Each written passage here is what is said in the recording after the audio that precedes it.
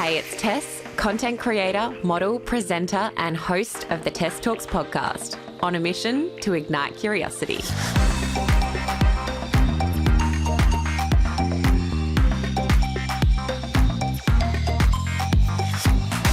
Dr. Robert Whitfield, you are very experienced with 25 years of experience as a plastic surgeon.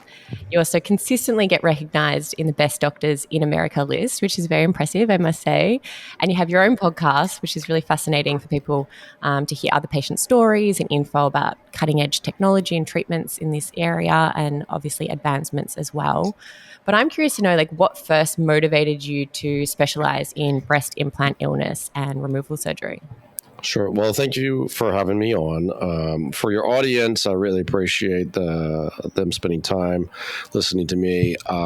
My background is in oncology. So I started focusing on breast reconstruction and did that for almost 20 years.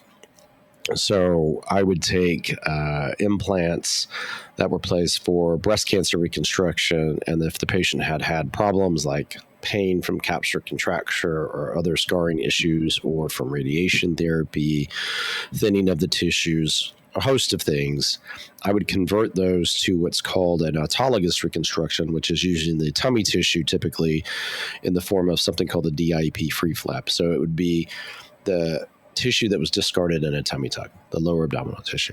So we leave that connected to the blood vessels and then transport that up to the chest and connect it to the blood vessels of the sternum. It was called a microvascular breast reconstruction, and that's what I did for almost 20 years.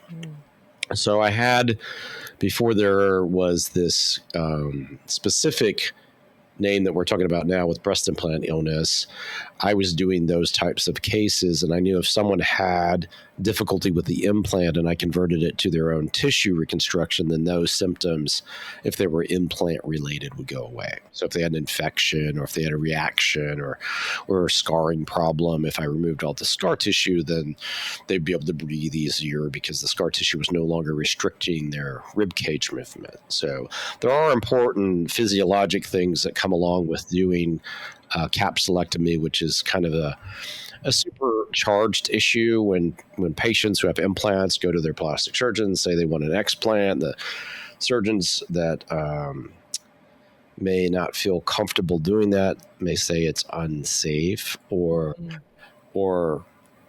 say it's not necessary. And there's a couple of problems with one. You don't ask a surgeon to do something they're not comfortable with, because that just lends itself to more, almost like a defensive reaction. Mm-hmm. So I understand, a surgeon's trepidation with the operation, and I also understand the patient's, they lose confidence when they hear things like that, or they get fearful when somebody explains something that sounds dangerous. I've done thousands of those cases for cancer and for explant from cosmetic patients. So it's really not a question of whether or not the operation is safe. The operation is very safe. Can be executed, seamlessly. I do 8 to 10 a week. So that's not a problem. The kind of concerns with the capsule formation, which is your own scar tissue. Doesn't matter if you have a hip implant, a knee implant, a dental implant, something for your heart or something for your back or whatever, your body reacts to it and forms a little scar tissue around it. That's natural. The concern is taking that off the rib cage if the implant was placed behind the muscle, and then what do you do with the muscle? So we get all that scar tissue out. Sometimes it's really, really easy. Sometimes a little bit more difficult. It all comes out. And then we're focused on helping, with aesthetics. So we repair the muscle whenever possible. And then I do lift procedures, and I also do fat transfers. And, we try to do everything to help rejuvenate, restore if we can. So there's a lot to unpack there, which I want to get into. But what was the first turning point for you when you were working back then and you thought, okay, I see a direct correlation here from implants causing illness in your patients? Well, I knew, when I spoke to patients about getting implants, I always told them they can get infected. And then a patient came to me and it was a breast cancer patient who kind of started this in motion. She came to me and said, I want an explant. I want to go flat.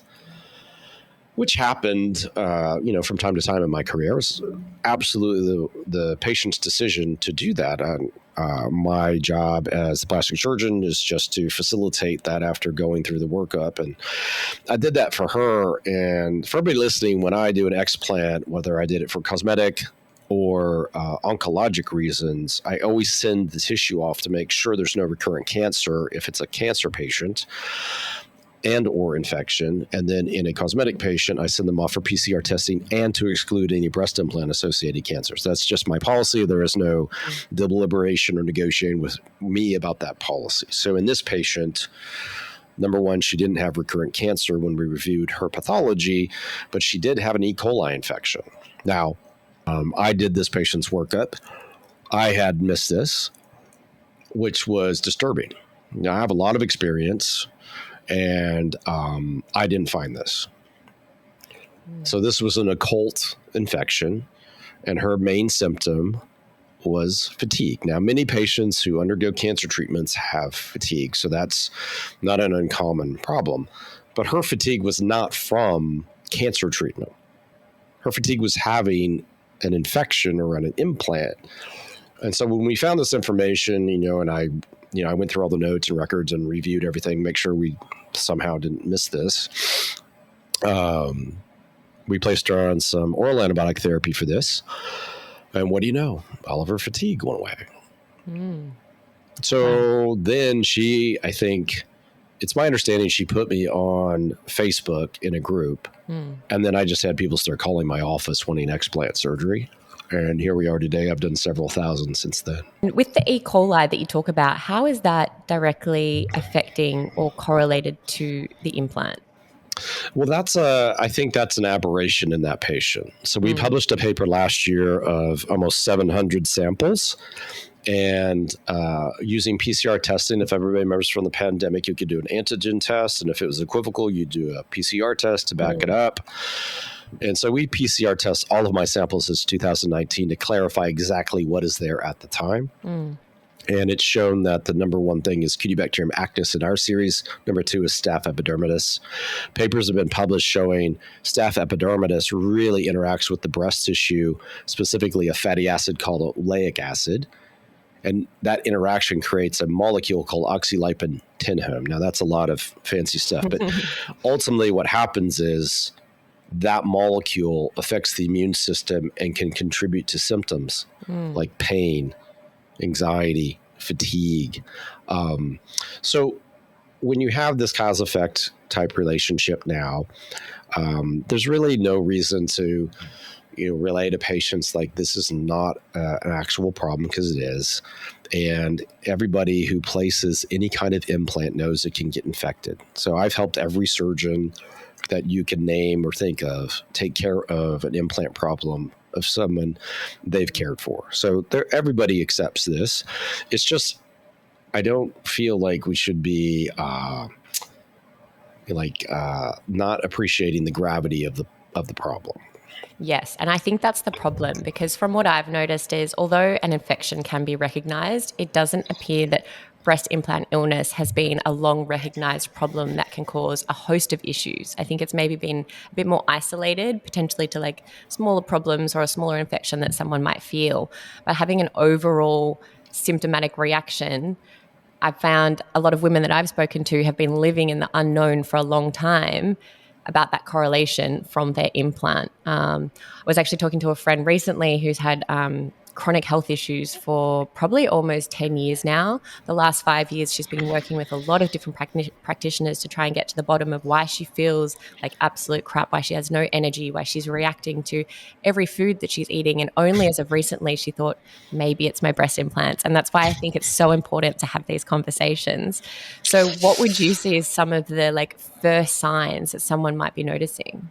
Well, I'm sorry that it's taken her this much time to figure that out. I've put a lot of content out to help ameliorate that. So yeah, we're getting there.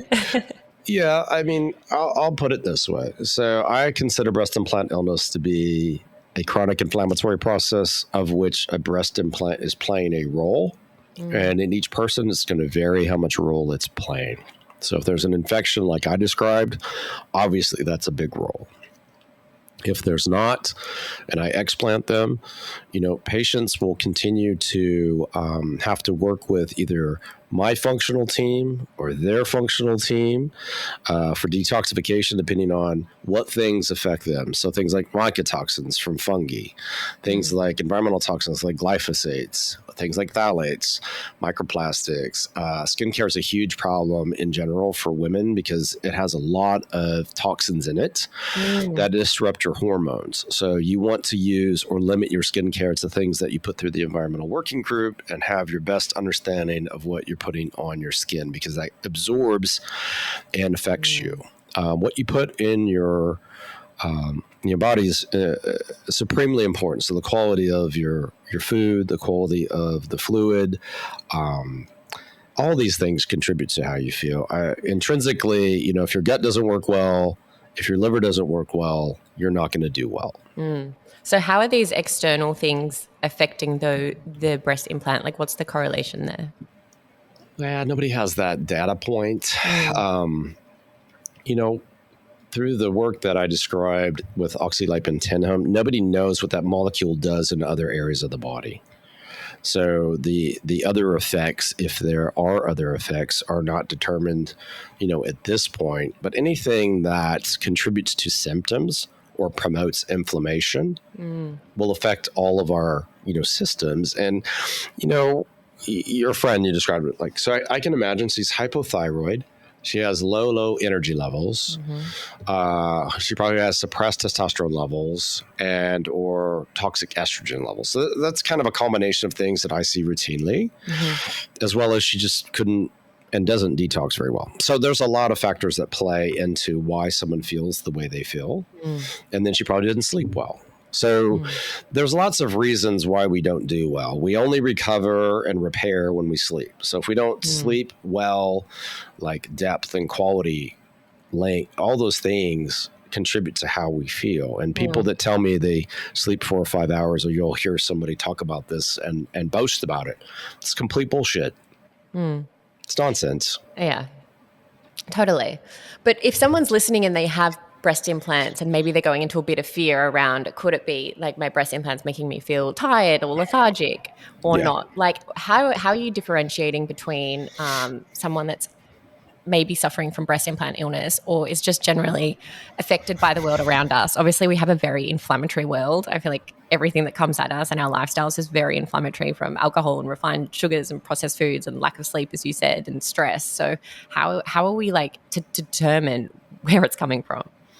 Well, the easiest ways to start are the things that we were talking about. So, I ask people to do kind of very simple things. First of all, I don't recommend explant surgery to anybody. Patients come to me and they ask me, and I help them determine if they're a candidate or not. I don't recommend explantation to anybody. I don't tell anybody to have an explant. Nobody wants to come see me in Austin. Not your friend, not anybody. They don't want to have that conversation. So the most important things you can do to determine whether or not what you're describing or affecting, them personally is control your air quality. Like get a really good air filter.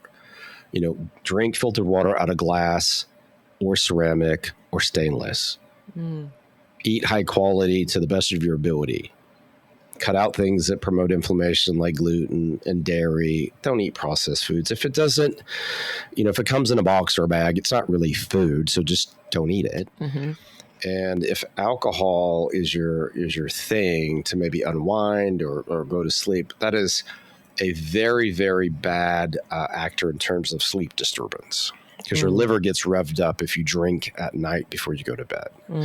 So then your body's trying to detoxify something that you put in it to then relax and go to sleep. So those things don't really make sense. Now, if you start doing all those things and proper supplementation, now I will say people who have chronic inflammation usually have some level of gut dysfunction, either absorptive issues or SIBO or whatever. So we converted all of our supplementation in my line to liquid liposomal because people don't like taking pills. They don't want to take a bunch of pills.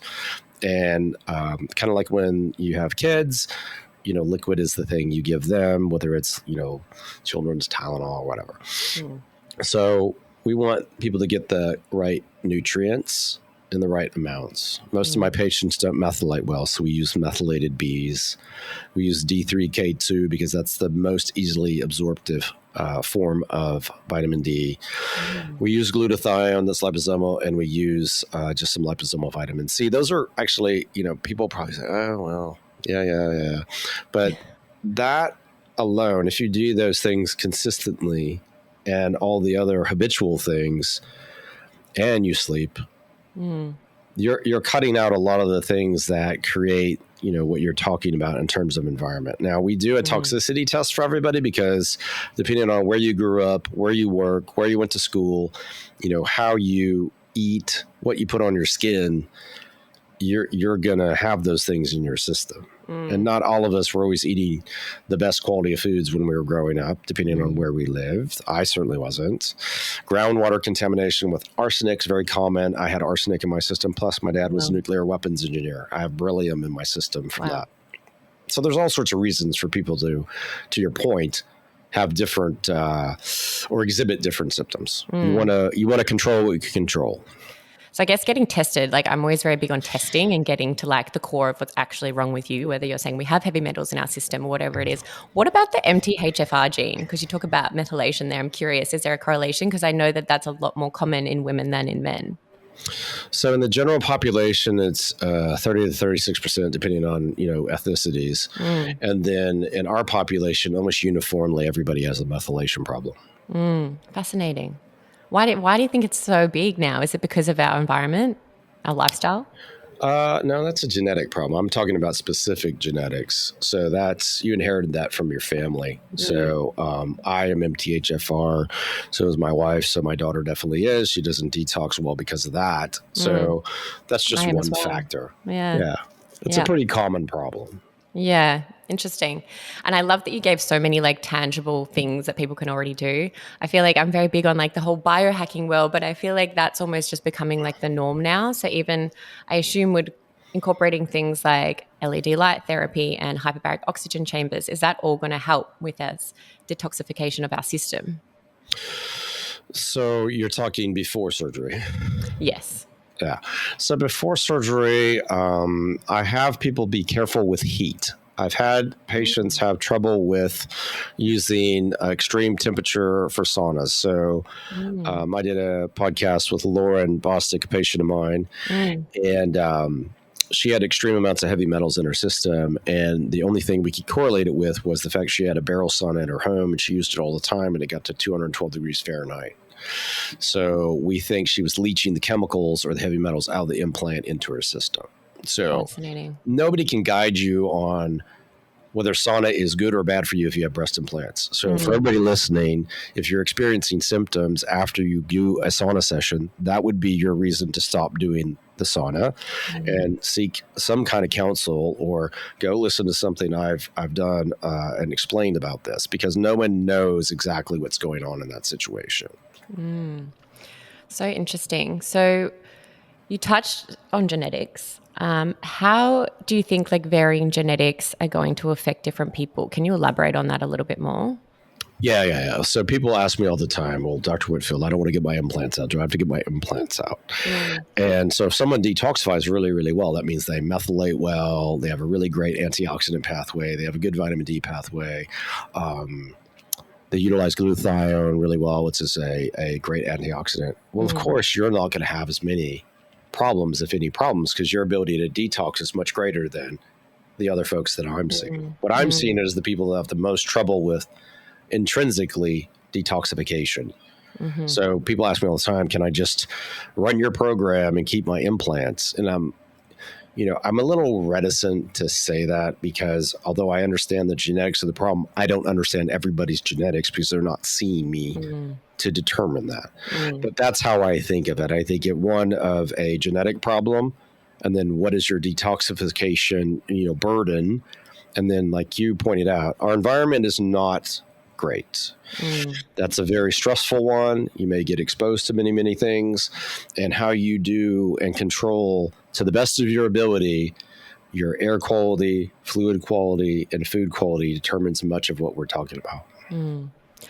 I love how you're really looking at as a whole 360 picture, because I really see that that's how we need to be looking at every health condition moving forward, because our body is such like a full, intricate working system and every part is working together. And you describe your work as an holistic approach. So how do you see your work different to any other explant surgeons?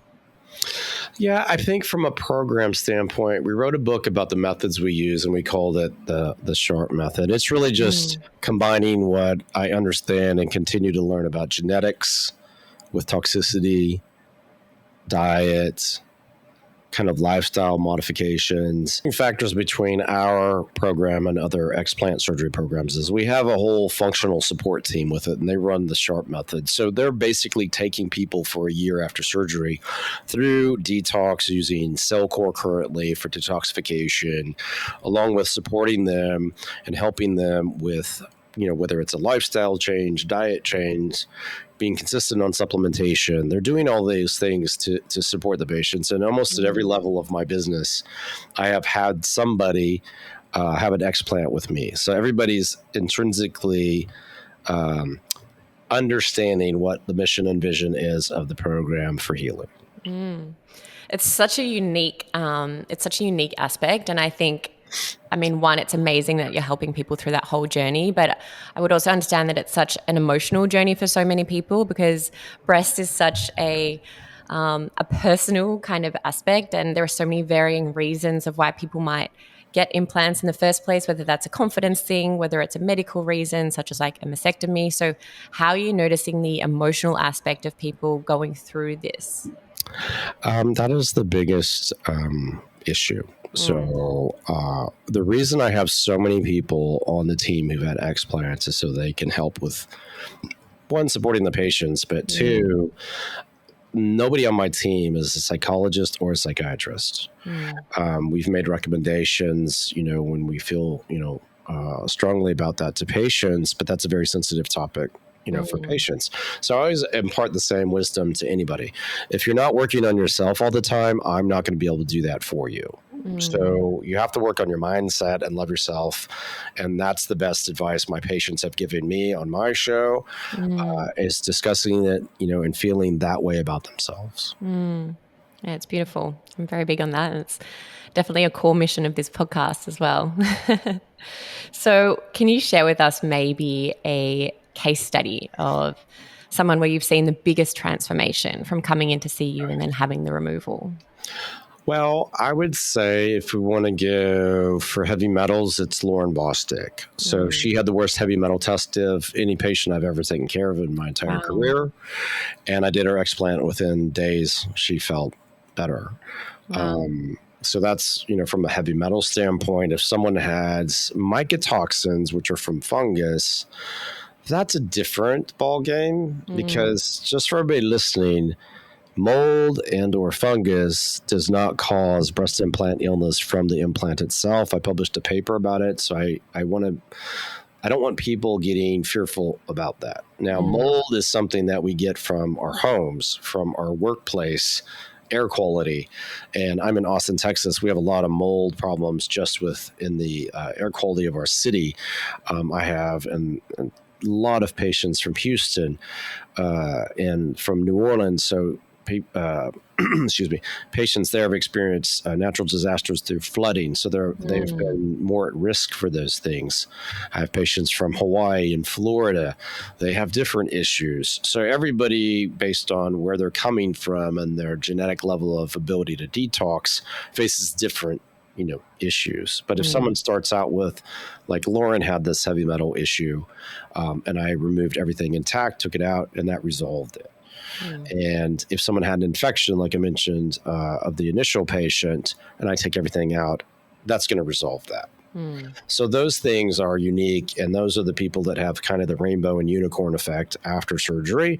And I don't want, and I ask my patients if they're experiencing those things, just to be subtle about what they post about it, because it's not fair to other patients, because they're not going to experience that.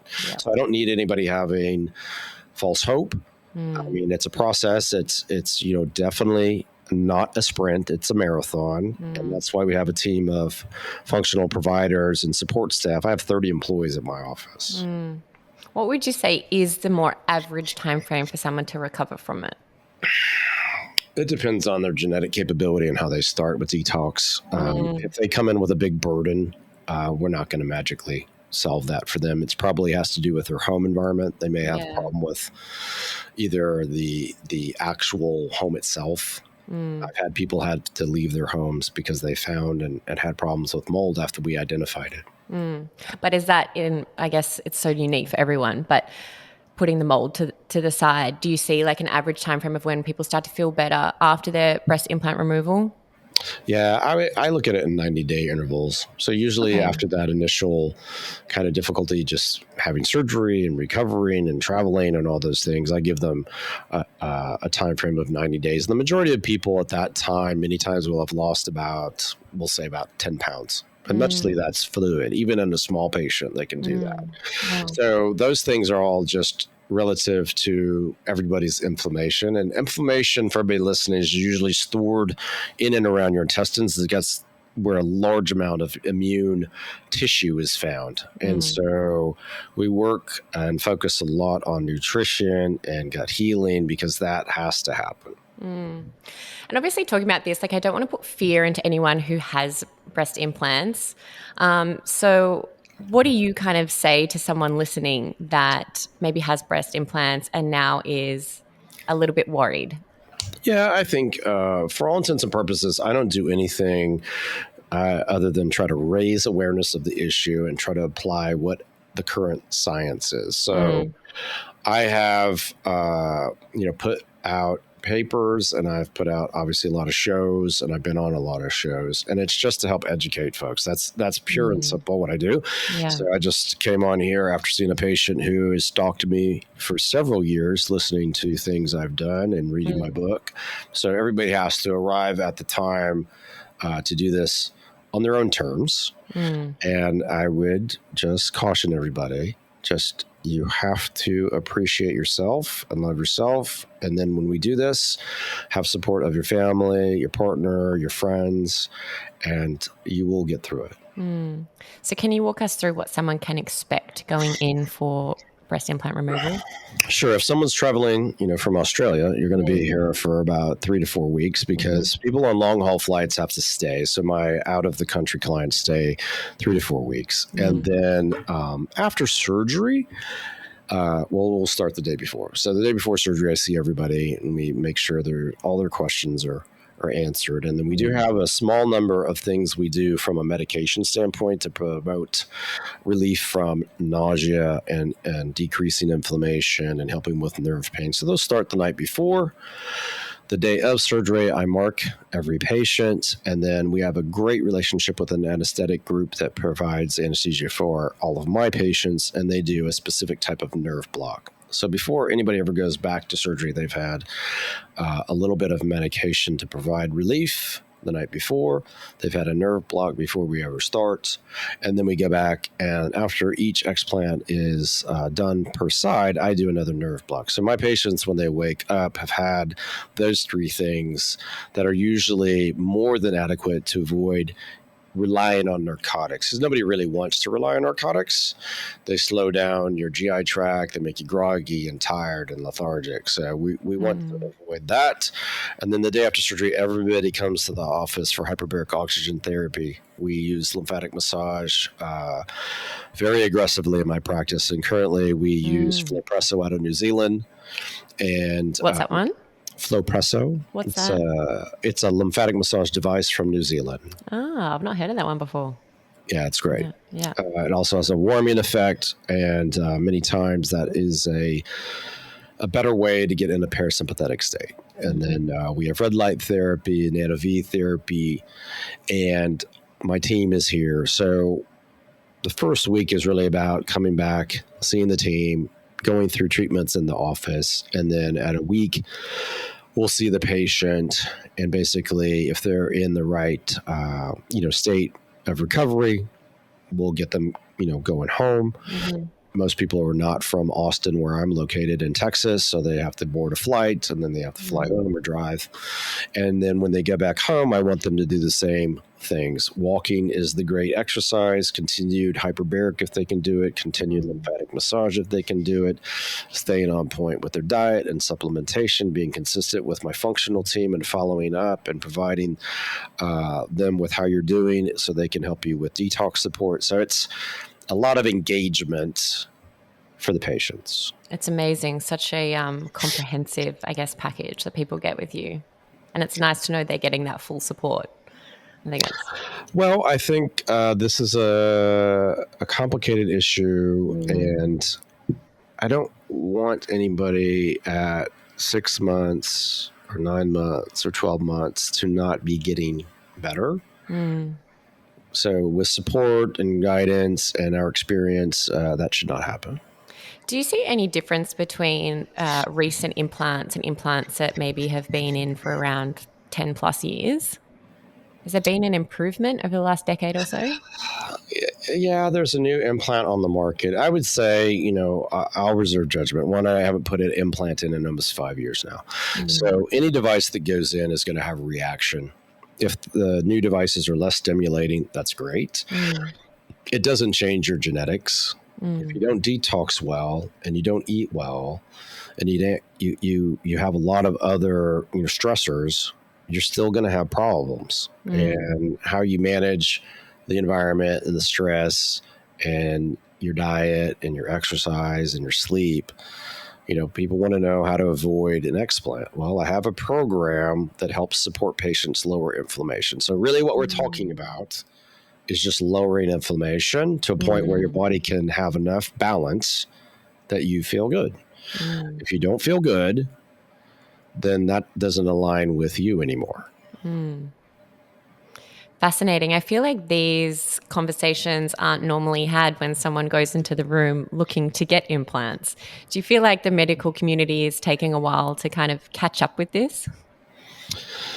I would say this is a difficult one. When I spoke to patients about breast implants, we'll say when I began my career in reconstructive surgery, I had about an hour and a half to talk to patients about cancer reconstruction. And I took that same amount of time to talk to patients about cosmetic augmentation. And cosmetic augmentation can be done with a fat transfer, an implant, or their own tissue in a different format. So because of my skill set and what I knew how to do as a surgeon, I had a different conversation. So if you're a surgeon and all you know how to use is an implant, you're going to have a very brief conversation about the technical aspects of it and the risk and benefits of it. And that may be lost on someone in their late teens, early 20s, when we don't have a lot of life experience, and it's very hard for us to focus on what are the risks and benefits versus what do I want right now. Yeah. But do you feel like there's a shift now, or do you see that for someone maybe focusing on cosmetic implants, it's still that recognition's not quite there? Yeah, I think that's hard to say. that one's going to be hard for people to navigate. Yeah. Well, I guess this is why the work you're doing is so great, because you are raising so much awareness, which is honestly so fantastic. We want everyone to feel well. So what about in the next 10 years? Where do you see like the future going? Are there any advancements coming through that you've seen? I mean, personally for me, I've never really wanted implants, but now that I've had my first child and I think about after breastfeeding multiple children, maybe one day I might, but the idea of like a silicone implant or something doesn't really entice me. Where do you see the future going? I think I feel like if you surveyed a bunch of my patients who had enough breast tissue to have just a lift, they would have done that. And if they wanted more volume, had they been explained a fat transfer, that would have been the combination of things that made the most sense for them personally. But they weren't explained that. So I think fat transfers work. They obviously work for buttock augmentation, facial augmentation, and breast augmentation. It's making that work in a consistent manner across the board for surgeons. I've done several thousand, so it's not difficult for me to do one. Is there a risk of fat transfers? No. I mean, obviously there's a risk to everything, but do you see it as relatively safe? Yeah, because obviously an implant's a foreign body, a fat transfer, your own fat is your own genetic material. It has to heal because it has to be put in the correct position. The fat goes beneath the skin in the fatty layer above the breast tissue. It does not go in the breast tissue, does not go behind the breast tissue, does not go in the breast pocket of where a breast implant used to be. It's very defined. So think of the pocket on the front of a shirt, just beneath the skin above the breast. And it can only accommodate so much. So if in reality you are A to begin with, then maybe the best thing is to become a B or a full B. And then that fits your body the best. Getting an implant that's going to take you from an A to a C or a B to a D, that's a different conversation. So if someone wanted that, that would not be in a fat transfer at one setting. It would take multiple typically. Fascinating. Well, we'll see how it all evolves, but thank you so much for your time today. Honestly, such a wealth of information, super fascinating, and I'm so happy to be a part of this conversation and raising awareness for this topic. Before I end my episodes, I do like to ask our guests to leave like a little verbal entry in the Test Talks diary. So this is just like one lasting piece of advice you have or like a piece of wisdom you want to leave behind. So what would you like to share for listeners? So the number one thing you have to prioritize in life is your sleep. If you don't, you can't rest properly and recover properly. So each day you'll wake up and it'll be like the worst. I love that. Gone are the days of like priding ourselves on 4 hours sleep. That's not cool anymore. Thank you so much for your time. And I'll make sure to add all your details in the show notes so everyone can find you and listen to your podcast and reach out if they have any questions. Thanks so much for listening. If you loved the episode, please subscribe, rate, and review. It honestly means so much and helps to keep these conversations going. And I'd love to connect with you. You can message me on Instagram or TikTok, and I've left all the details from the episode in the show notes below. I'll see you next week.